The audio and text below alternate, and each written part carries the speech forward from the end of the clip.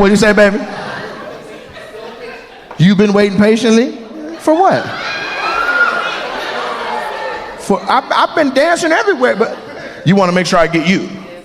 Oh, you pay more money than the other people? Okay. What kind of privilege you got that I got to stop finding her love? She just threw the at me. Can I catch it? God damn. It's still in the air, just floating. It's like, excuse me. She literally just slapped your out there. She's like, psh. But what's your name? Jamie Lynn? Okay, Jamie Lynn, nice to meet you. Do you have white people and black people hair?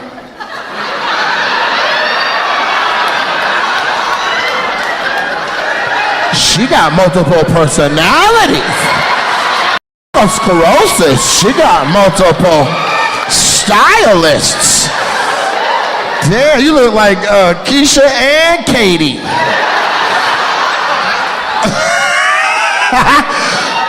Missionary, put your head down. Doggish style. Look. All right, Jamie Lynn, you're beautiful, but you got a lot going on with your hair. But you're beautiful. And so let's talk about life. The reason I'm doing this is because it's going to be easy to get you somebody. You had women, it's not going to be a problem. Okay, she need help. You got money, Jamie Lynn? Money. What do you do for a living? You're retired. Okay, what did you used to do? State of Illinois what? 34 years. For 34 years? Department of Mental Health? Ooh. Ooh. I was just kidding when I said the thing about the multiple personality. That was just a joke.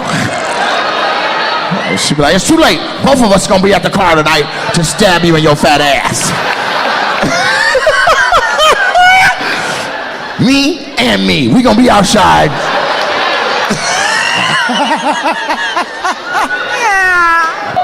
Now, let's just assume that it's just a hairdo and it's not life choices. Okay? I think you're an attractive woman. And how young are you? 58. Well, you damn sure look good for 58. You're welcome. You're welcome.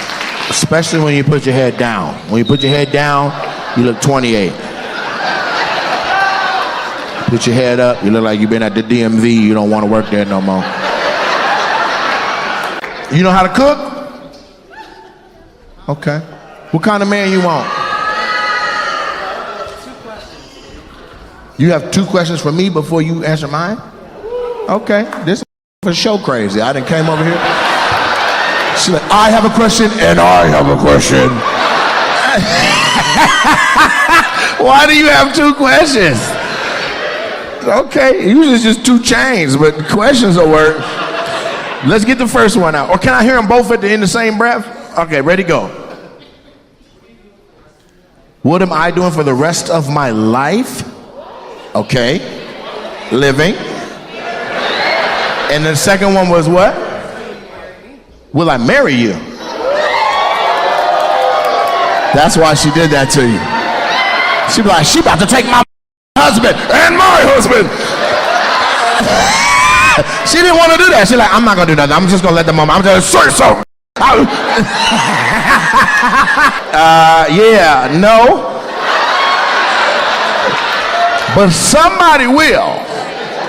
Plus, you gotta treat me better than that. You gonna ask me, you gotta be on your knee with a fat ass rock. I'm a lady, nigga. Just asking me all willy-nilly out loud and shit. You know what I'm saying? Even, like, if you got your heart set on me, trust me, it's brothers built like me all over the country.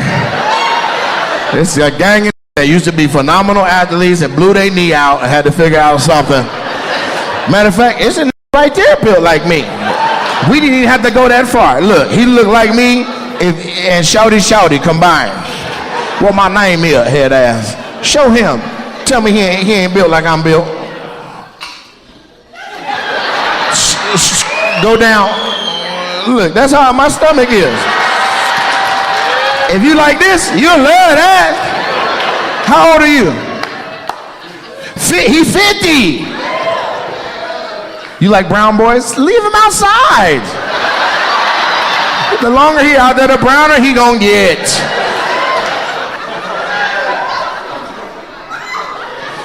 She said, will you marry me? That's as crazy as a... 2 questions. Yeah, Chicago's be on some other... I've been all over the world. Ain't nobody ever like, I'm sorry. Could I bother you with a couple of questions? First, forever? She talking still. So I don't know what she said. Like, when you want to wake up, don't you want to bust a nut? What did you just say? Did I wake up this morning thinking somebody was going to ask me to marry me? No. I woke up this morning like, I got to catch this goddamn plane. No one can really see you, so we're just going to go off your voice. Make sure you're loud. Okay.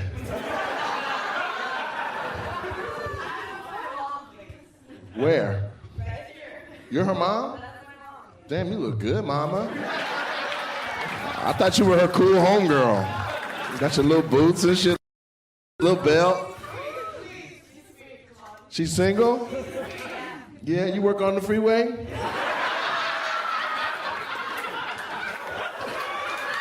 How old are you? I'm 18. Okay, what the fuck's going on in here, man? There's little kids in here? And so, what's your name? One more time? No, I don't swallow. You know what I mean? I like to spit it off to the side and get it out of there like tobacco. So you named your baby Your Swallow? Hey. Her mom's like, that's not how I say it. Is she saying it wrong, Mom? It's not short. She said it's a short name, but it's not. What's the long version of your name? She meant like my whole name. What's your whole name? It's Jarosława Joźników Bolesky Braunstein. That's long, right? Okay, I didn't know. You guys are culturally like, yeah, that is short. One more time, just so I never forget. Jarosława. Jarosława. Both? No. Jarosława, Jarosława. Jarosława. Virgin.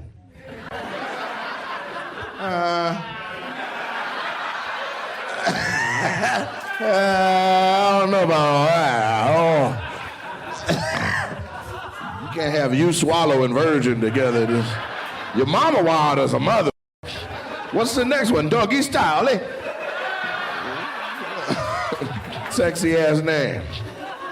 You're a swallow. Virginie. Korbolewski. Oh, there's more. Braustein. Is there more? Okay. You sound important, you know. Everybody had to wait for you to graduate. Jarosława, Doggy Style, Cordova, Mañana. Yeah, my baby. What's your name, Mom? She didn't want to. She was like, hell no. Her daughter sabotaged her. It's Yanita. Get her. Yanita what? Y'all need to somebody? Y'all need to what?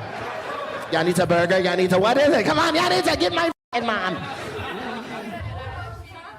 She wants you to speak for her? Okay, all right, Pinocchio. So,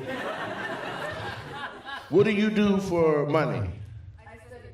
I'm in university. No, what do you do for money? Ain't nobody studying for no goddamn money. That's what you do all day long. You making any money for real? Okay, so your Nita is taking care of the money. And what do you do for money? She uses you? Yeah, you do. Who bought the tickets tonight?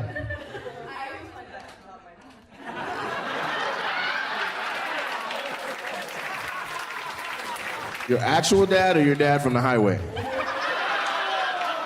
Dad or daddy? Your dad, okay. So 9 years, what's the secret? Let's learn about love so they can grow. Family? What that mean? Keep her pregnant? That's man's translation. That's at least 18 more months, man. Ma'am, what's the real secret? Not giving up, because everybody goes through problems. I like that. That's actually deeper than the moment. You took this fun, lighthearted moment and turned it into fucking Maury. Not giving up, because everybody goes through problems. When you say that, everybody got to reflect. Do I go through problems? Everybody in the building like, yeah, she do be coming home whenever she want. Every girl like, remember when you was a problem, Terrell? You made everybody reflect and then say, get over it and stay. That's real. What's your name? Raven. Raven? And then what's your name? Hold on, she got friends. This one of them communities. That's your cousin? Why her seat so bad? God damn, Raven, you could have told her about the show. You didn't want to text her when you got your tickets? Them is literally in the rafters. Them the worst seats in the right there. She's like, hey, Raven! Raven! Raven like, hey, Raven. That's how far you are. What's your name, cousin?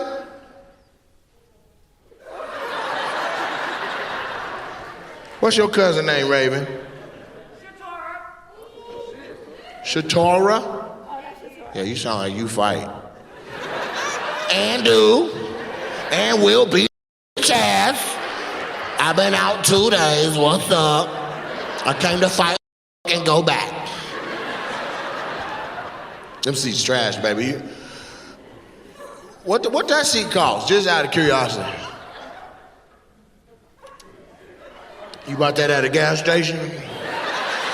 That goddamn ticket is terrible. Raven!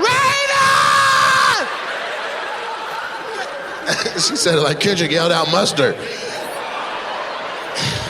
A raven on a beat. And then what's your name, fam? Daquan. You got a job? Daquan, what you do for a living? Case manager. Case manager for Shatara?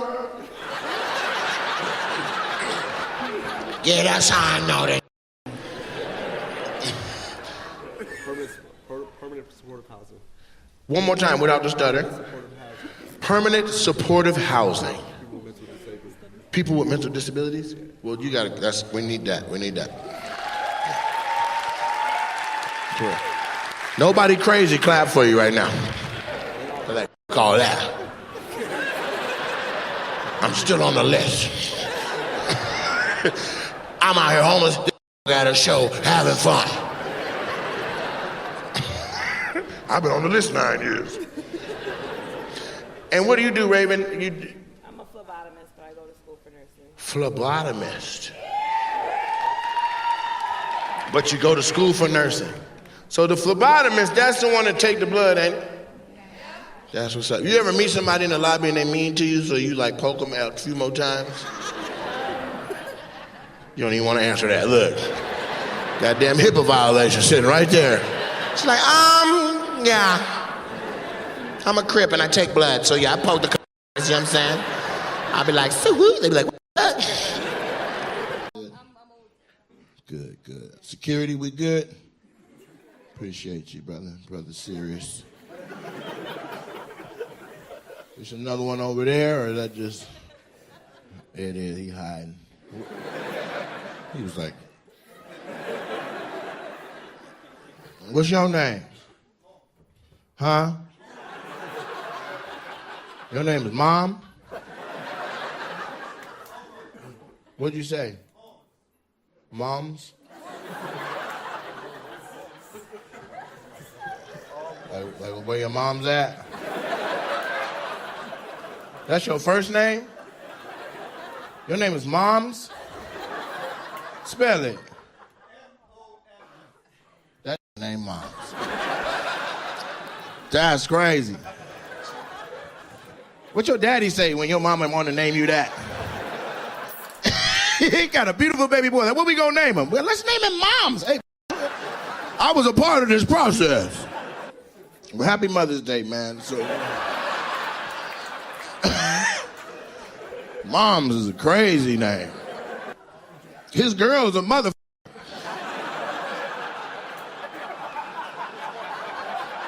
See what happens when you're fun? That was a good interaction, you kid.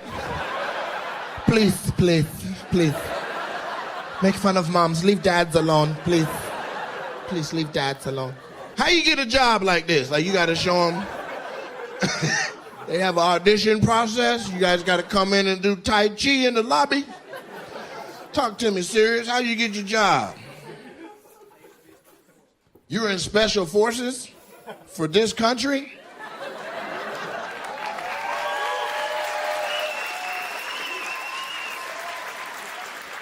Why are you guys clapping? We don't even know what the he did. Actual special forces, like secret missions and shit? I know you did a good job because y'all ain't never had no conflict. Y'all ain't had a fight since World War II out this. If I live here, I'd be in the army. I'd be like, what we about to do today? We're gonna protect the theater. We gotta make sure all the moms are safe.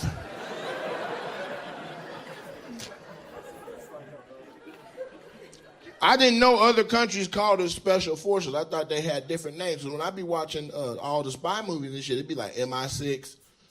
That's like London and shit. Huh? MI6 is the police force in the UK? Secret. And so you were special forces, military. What did they call y'all? Y'all got a nickname or something? You were on the Navy side? Damn. You could swim? I could swim. I just don't like to, you know? Because every time I watch National Geographic, the sharks be eating seals, and seals and I look oddly similar in cloudy ocean water. Ain't nobody been ate by no shark. It's always a shark bite. The shark, man, this ain't in.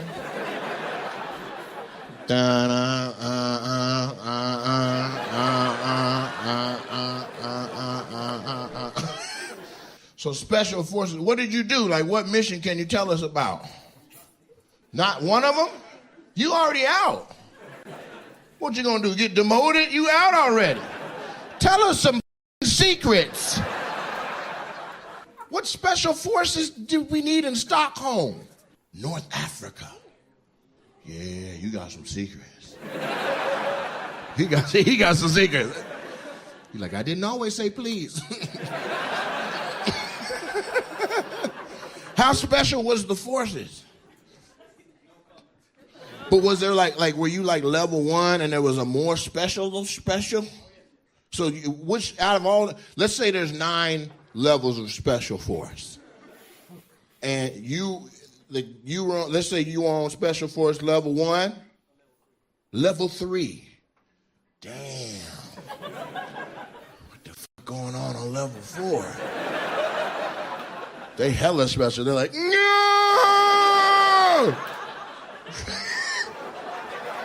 No! Okay, I'm sorry. That's ridiculous. We call that special too back. What'd you say, Sugar? I'm a teacher with deaf kids, so I was with the...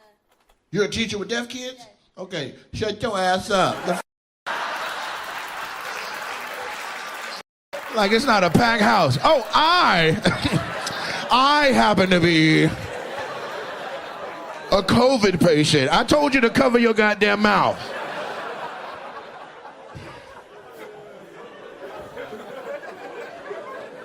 Me. You, sir? You single? Who is she? Your friend? You what? You painted her house? For how much? For free? No, you trying to get that? I can't hook you. You ever painted a house before? I painted one wall and was like, I need to go to Home Depot and get one from outside. This is crazy. I'm about to get carpal tunnel. It was a roller for me. I was like, God damn. You did a whole house? I know you tried. I'm not even going to get in the way. Matter of fact, ma'am, give me later on tonight. Don't look at me crazy. You know he wants you an asshole for denying him. At least show it to him. Can he see it? God damn. Stingy. Just be like, look, and then close it. He'll paint your barn too. He'll be out there painting again. He'll paint your car, he'll paint your toes. He'll paint the other dude's nails. He'll paint them again.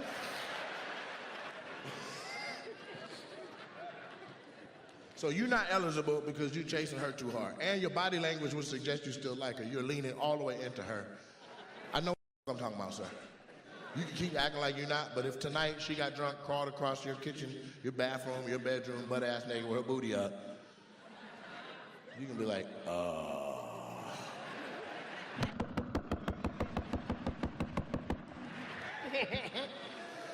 You don't have to pay me for any paint, thank you.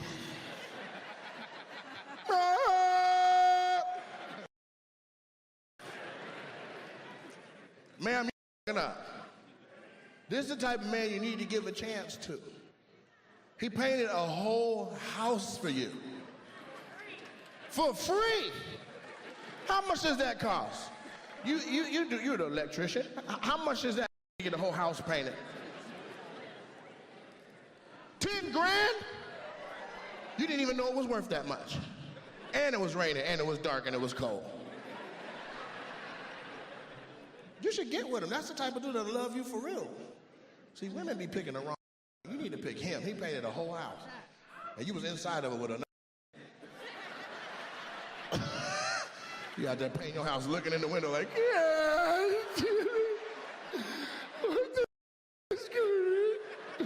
I should just leave it halfway done, you goofy.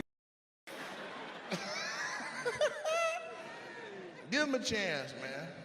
What up, beautiful people? Pardon the spots on my shirt. I spilled something trying to help somebody with something. Then I wiped it with the wrong thing and left a bunch of little spots. I could have fixed this had I done it right in the first place. Anyways, today's episode is brought to you by Ezel's Chicken. This is the Northwest premier chicken place to go. Yes, there's a black podcast sponsored by Black Ass Chicken. It is what it is. You can hate until you taste it, because once you taste it, you're going to be like, I get it. It all makes sense. Shout out to Mr. Ezel. Now, listen, I want to tell you about some shows I got coming up. And I'm going to be honest with you.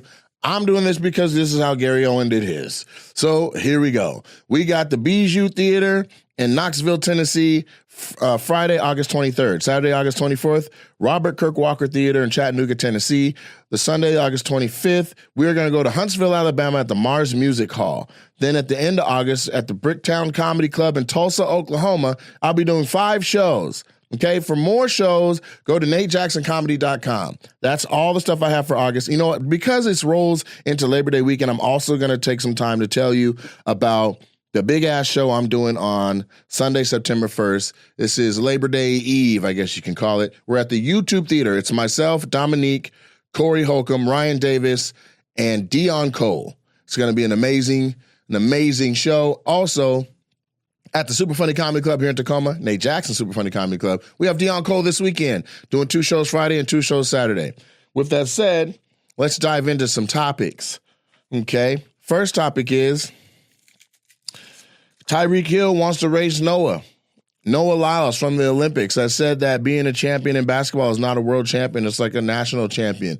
Granted, he's right and wrong, right? Like, it's the National Basketball Association is for the United States, but there's so many foreign players that they are on all those other teams. So when we're hooping still against the best in the world. So winning a national basketball championship in the United States does actually correlate to being a world champion.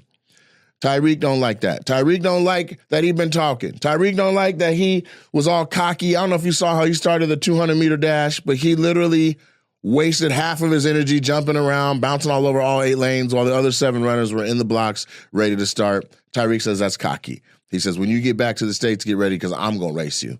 So Everybody can sit back and watch Tyreek Hill get his ass dusted. So that's pretty much what would happen if the cheetah raced Noah Lyles. We don't like how fast Noah Lyles been talking, but we got to respect how fast he is on the track, my brother. Those track stars do not fuck around. I watched DK Metcalf running against 7 other track stars. He hung with them, but he was in 6th or 7th place. And he's one of the fastest NFL receivers that is in the entire league. So, yeah, I don't know if challenging him to a race is going to get him to be quiet. Because if he beats you, then what? Now he got a license to say anything he wants to say. I think he needs to outrun, something like a train, or outrun a Mini Cooper. Show me that.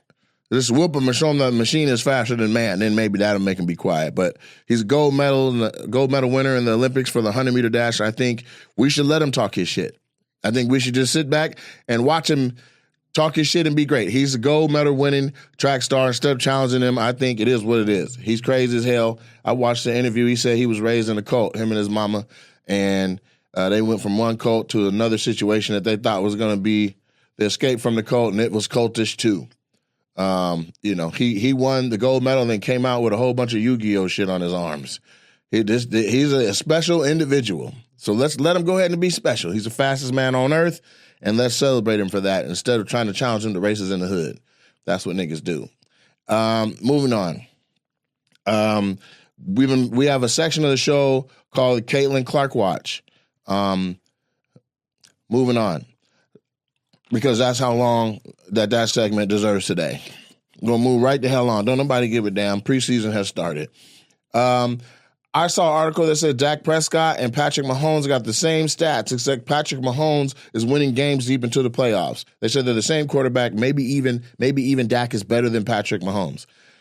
I also saw Patrick Mahomes do a behind-the-back pass. So I just want to say, let's stop comparing Dak to other people who are doing great things. Yes, Dak is great, but it's a different kind of greatness that Patrick Mahomes is exuding, right? Like, it seems to me like Dak is mechanical, technical.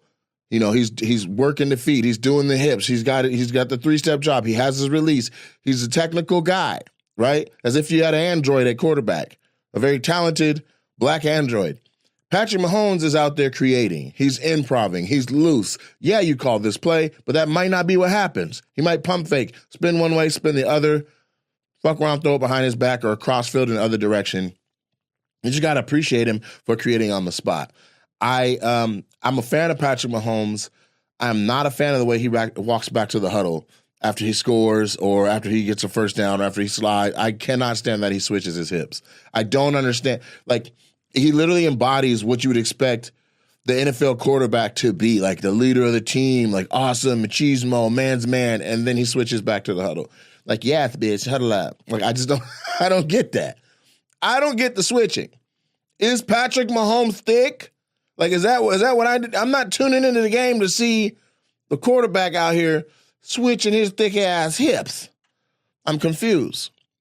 His dad worked with him on every aspect of the game, and his mom worked with him on getting back to the huddle. I don't know where it comes from. I don't know why he's speed walking and switching, but, it is what it is. But I just don't want to see no thick-ass quarterback. Russell Wilson had a terrible preseason at the Steelers. I'm already over the Russell Wilson hate.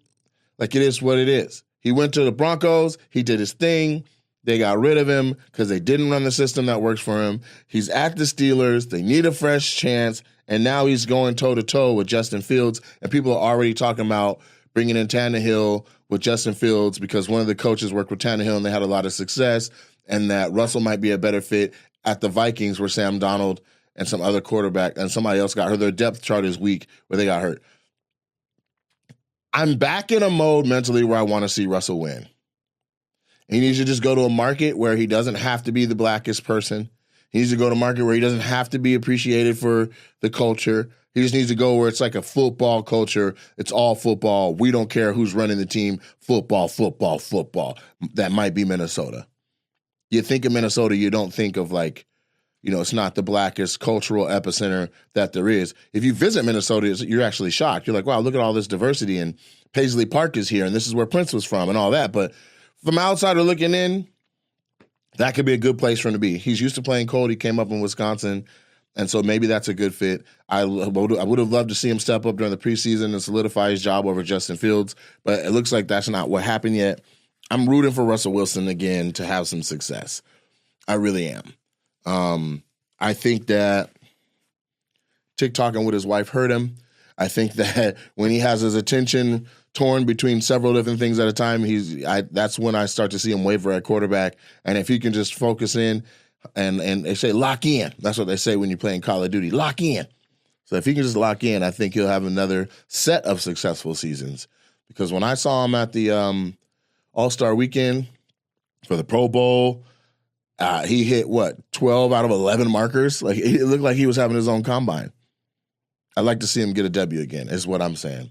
There's people who are like, man, fuck Russell Wilson, right? Like Trenton, who's behind the boards right now, could care less.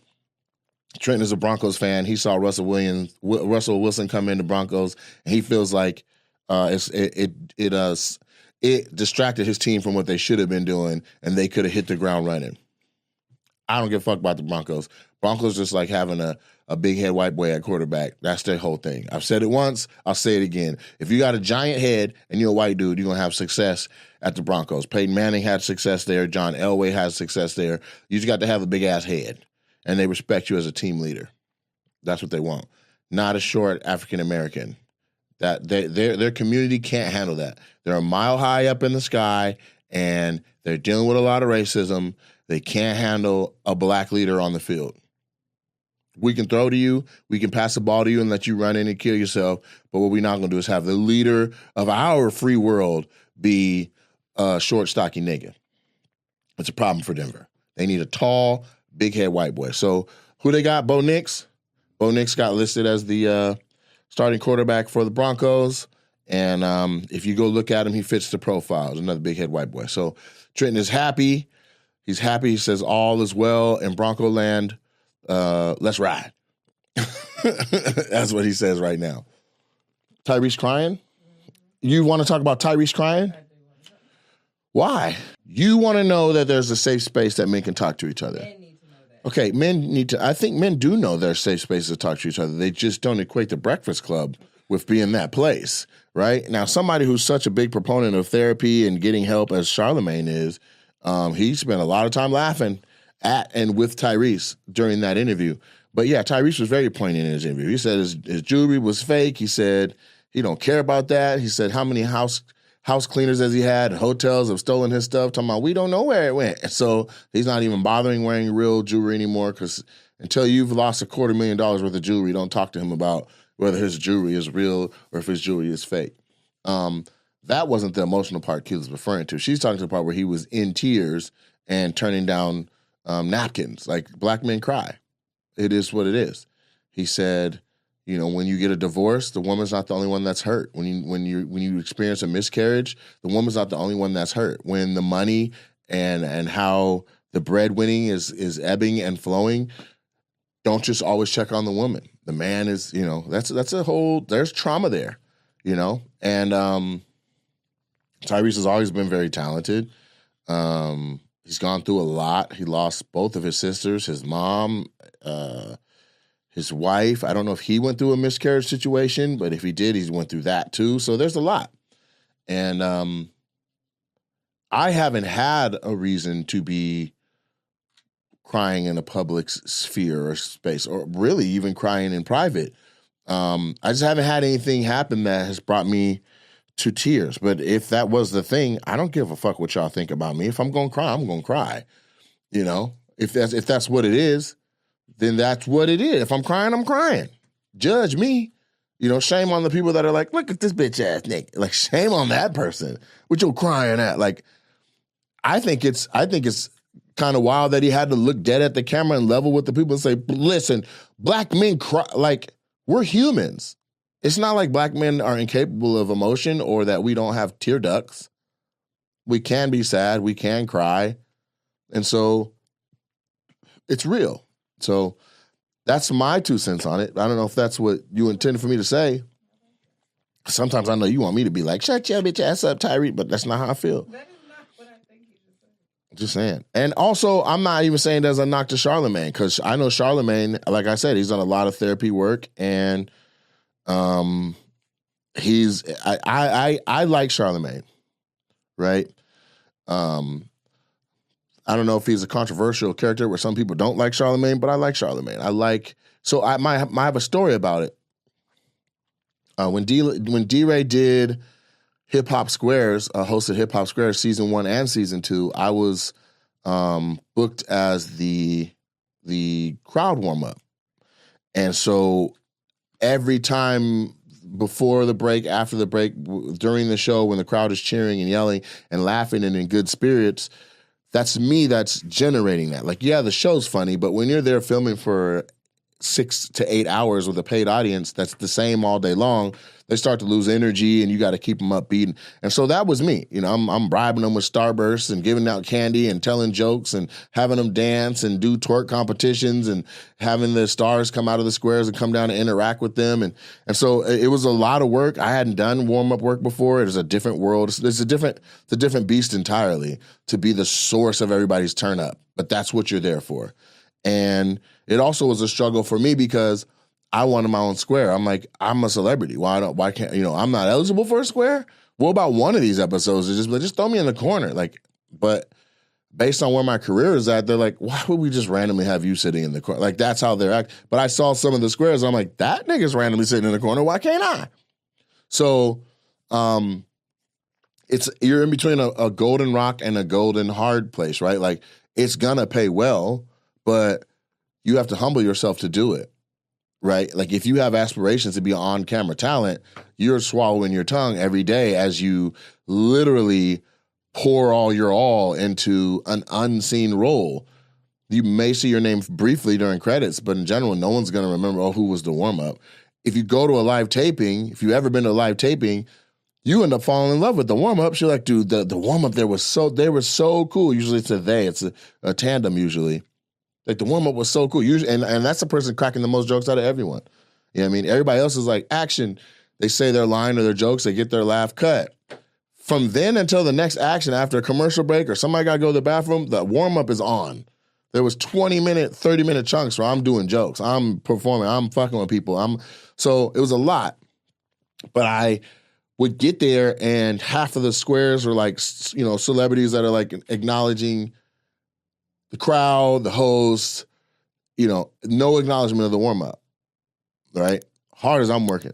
I got the squares laughing. T.I.'s like, this is crazy.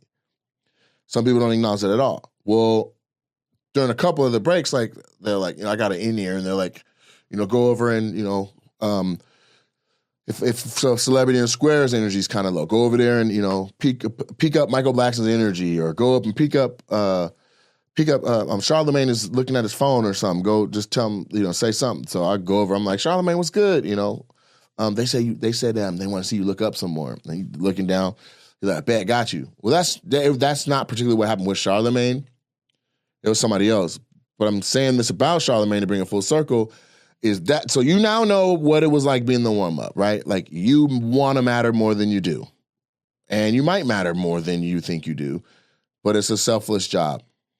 I go over and I speak to Charlemagne, and whereas everybody else is in I'm busy mode, or their bandwidth is full with other tasks, messing with their phone or talking to their own team or whatever. Charlemagne took the time to be attentive and speak and say what's up and actually hold a conversation. How are you doing, dog? You're killing it as a warm up. And he told me, he was like, I said, man, thank you. I feel seen.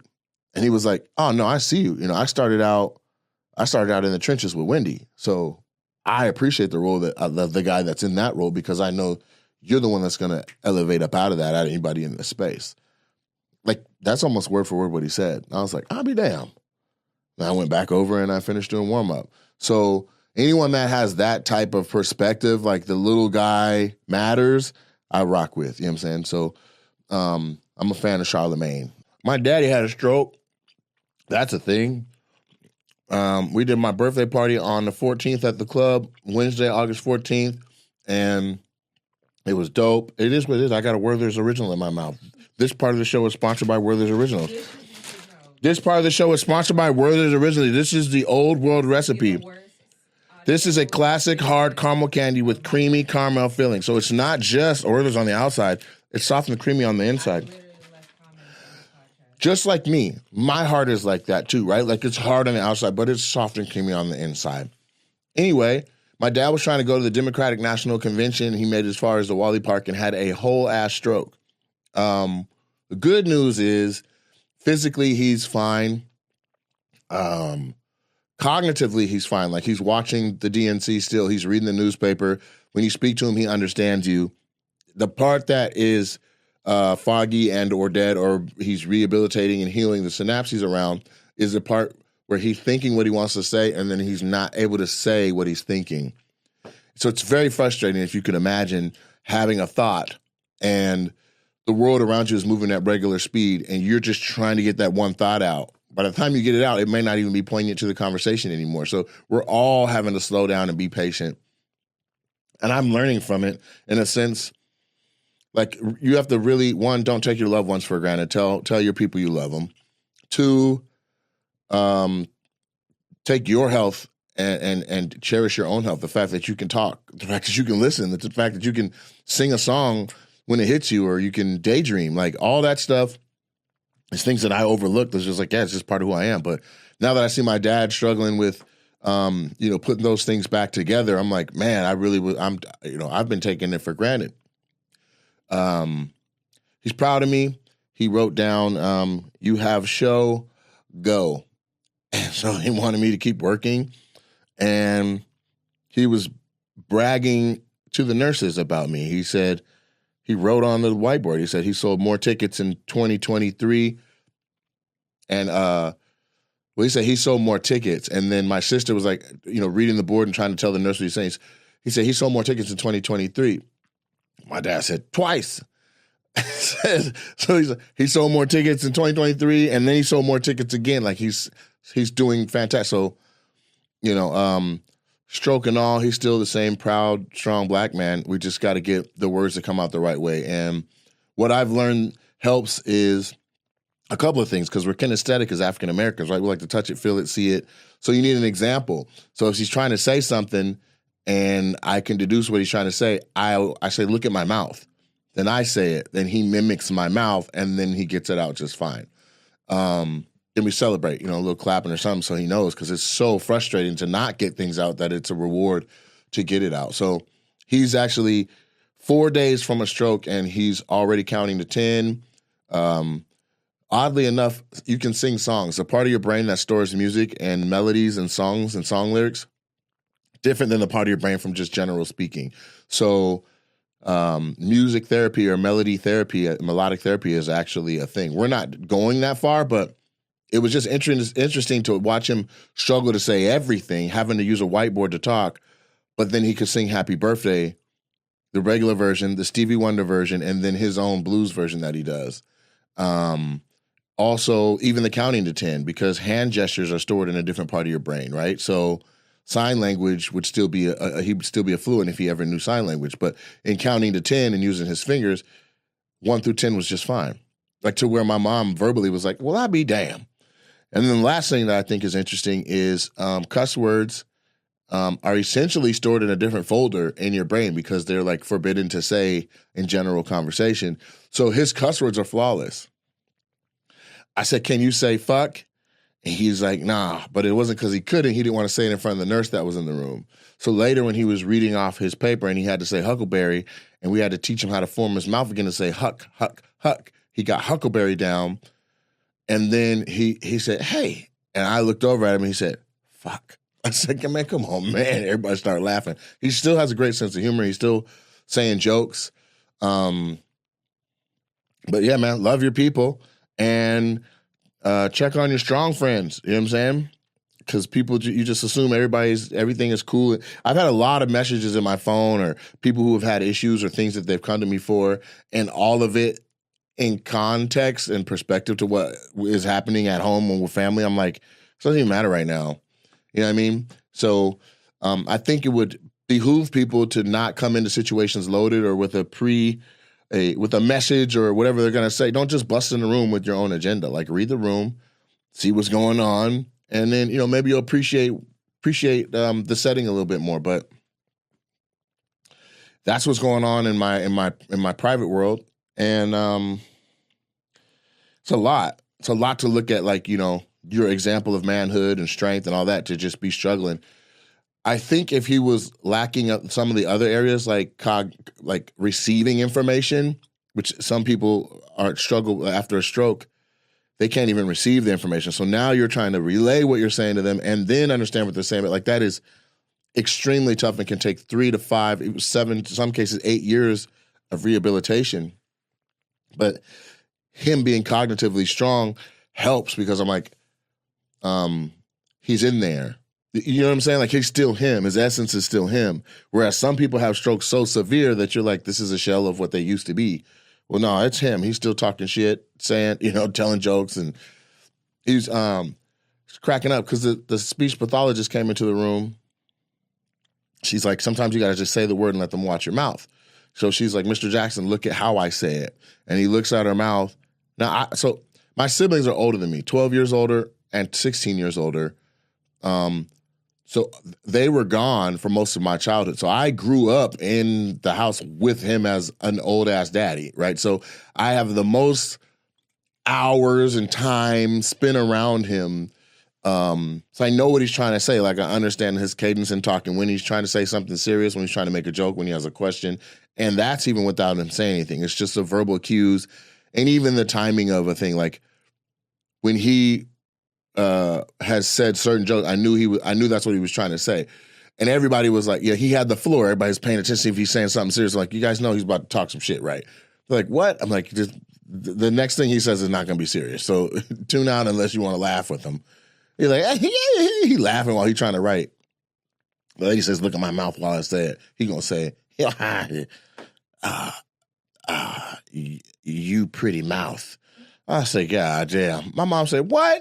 Then he gonna gaslight. Nice teeth. I'm like, nah, you said she had a pretty mouth, nigga.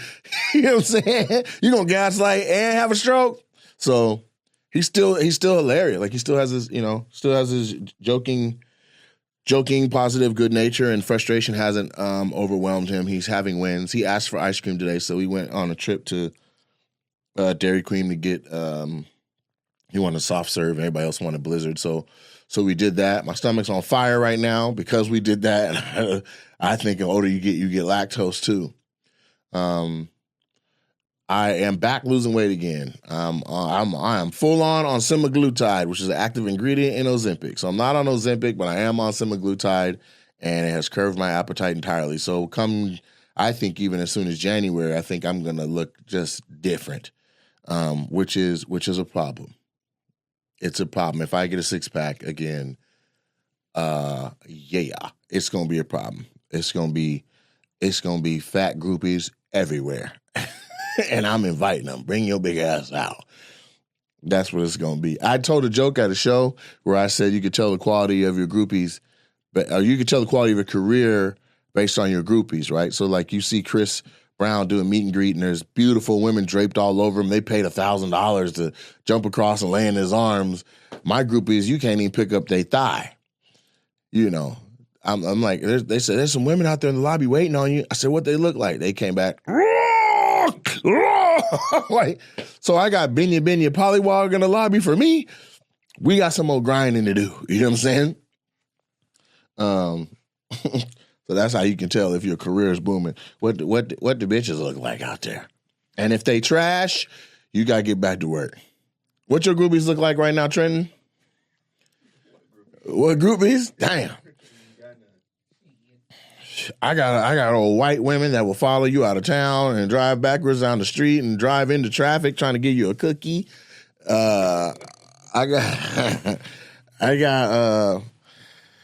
a lady that I thought was a frog the whole time and realized she was a whole human. I thought she was some type of radioactive crossbreed between human and toad. I had I don't know, a nematode. Yeah, she looked like a Teenage Mutant Ninja bitch. So, it's just, you know what I'm saying? She like pussy in a half shell, pussy power. So I got to turn up. I got to turn up on the extras. You know, who feels comfortable coming around? And really, I think a lot of it. And I'm gonna be honest with you. It's Keela's fault. Yeah. See, she was texting. That made her look up. But I'll tell you right now, it's Keela's fault because the women who are hanging back now are the bold ones that are willing to walk past a black woman that's clearly on the team, working with me. She's got on the outfit. She's selling the merch. They'll check with her and be like, is he your man? Type shit. But usually, like, just Keela's presence is enough that women are like, he cute, but they kind of stay away. Now, these pollywogs, these Benya pollywogs, they're like, I don't care who Keela is, I'm going back there. Like, so Keela be warding off a lot of the bullshit. The same way can't no men really get to Keela when she around all of us. You know what I'm saying? Keela be trying to tiptoe off, you know. She just like, I just need to make myself accessible. Where was we at when we was in the club and Keela gone? No. Yeah. Hold up. You was dancing by yourself. I was recording. You weren't doing nothing bad. But if somebody was gonna holler, that was a window of opportunity because we were still at the bar trying to buy drinks for your ass. Yeah, where were we? We was at that place where there was 3 bars. The Uber driver came. The Uber driver came into the club with us. Oh, no. Naples, Florida. Yeah, I'm like, where in the hell is Keela? Can't find her. Keela then went all the way around the other side of the club by the DJ. She over there with Haley and Sue Ra and the Uber driver. They over there twerking in a corner. Can't even no men get up into them because they got their ass in the corner, but they over there throwing it though. They throwing ass right into the corner of the wall. So I'm not approachable right now, but I feel like if I had the tour set up to where like I had a road person that was like that was their thing, like go get the bitches. Like I see guys come to the club or I see guys touring and they'll meet a beautiful woman and they're like, hey man, it was nice to meet you. That's what's up. Then they move on to the next person. They're signing meet and greet. Their opener is like, he would like your phone number. You know what I'm saying? Just off of some wink or some type of signal they got. They know they need to get that, you know. And Instagram is not enough. We want your phone number, you know. So I don't got that.